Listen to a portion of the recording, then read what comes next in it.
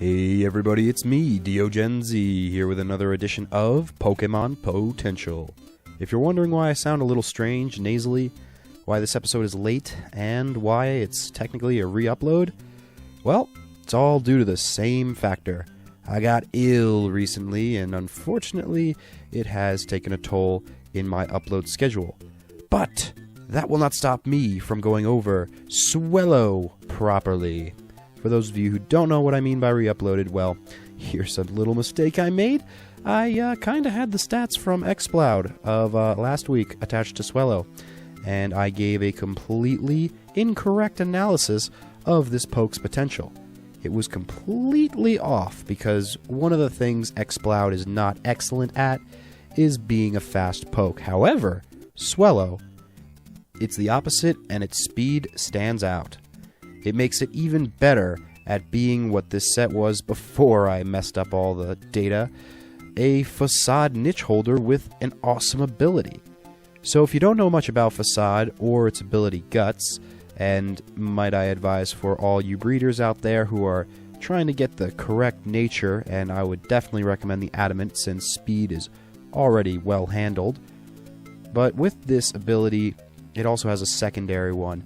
However, the good thing is, it's only a hidden ability, so if you get all of your Swellow or Taillow eggs from in-game, you most likely will not have that ability.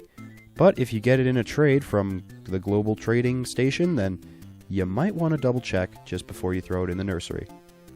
So what Guts is all about is turning status afflictions into status benefits. Now, that's not to say that if you get poisoned or burned or paralyzed, it will remove the status affliction, but instead get a 50% boost in attack power. When it comes to any poke's ability, as a general rule, make sure you know exactly how it's activated and in what point of the metagame you'll play this poke.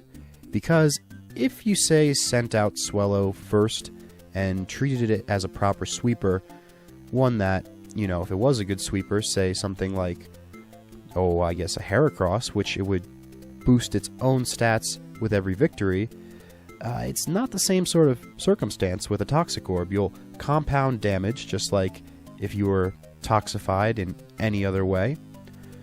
You'll take on damage, and by the end of the game, probably mid-game, you'll be knocked out, and there goes your Swellow. So really the best way to use this poke, this one specifically, is end to mid-game. With sweepers, true sweepers like Heracross, they're able to be played pretty much whenever.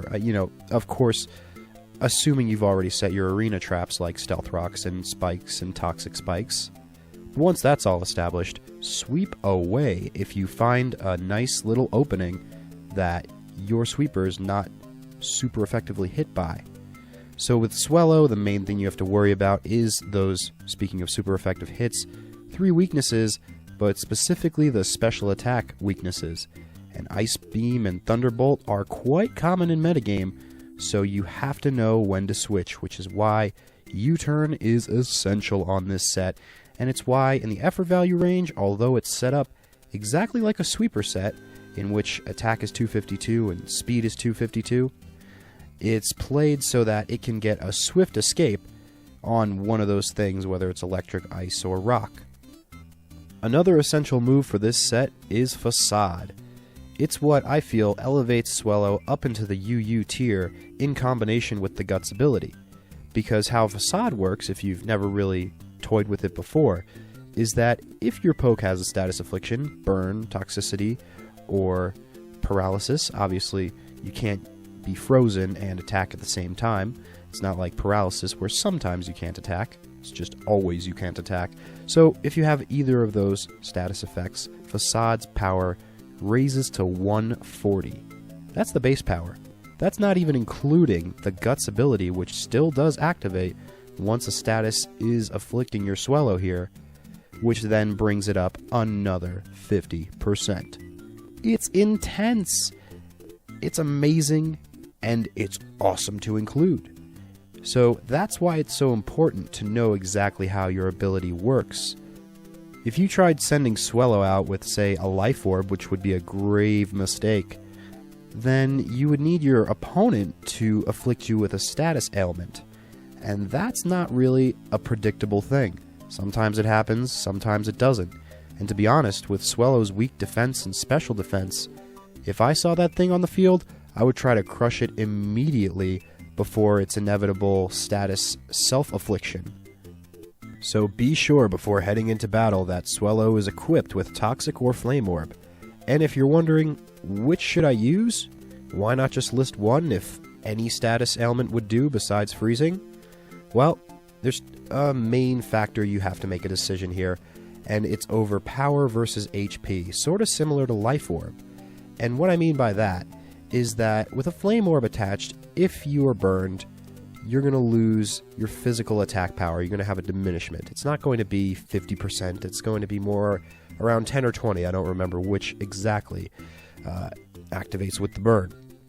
However, the Toxic Orb, you're going to compound damage more quickly because with a Flame Orb, you have one set health loss each turn. And it's small. It's not that bad considering the Guts ability and Facade activation. But with Toxic, the more turns you leave Swellow out on the field, the more vulnerable it is to taking damage from its own toxicity. That's why it's very important that you have U-turn. This set works in accordance and really doesn't have a lot of room to shift around. The main move I would say that you have an optional switch point is Steel Wing, and Quick Attack would be nice just to have a revenge kill option. Protect is good for kind of scanning out the field, finding who the Choice Scarf users are, and so on.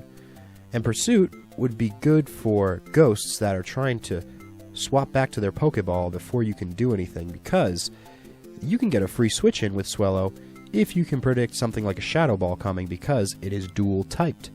So not only do you get a nice little stab boost on Brave Bird, but you also do for Facade, as if it wasn't powerful enough. So that is about all I have to say for Swellow this week. And I would like to know below, how have you battled with this bird before? Have you even tried Facade or the toxic items? I mean, quite frankly, I didn't know about Guts and all these awesome tactics to use until researching this poke today, because, quite frankly, I thought any move that said I needed a status affliction can't be that worthwhile. But oh, it is. 140 base power, 50% increase, all with one status ailment. It's a beautiful thing to battle with.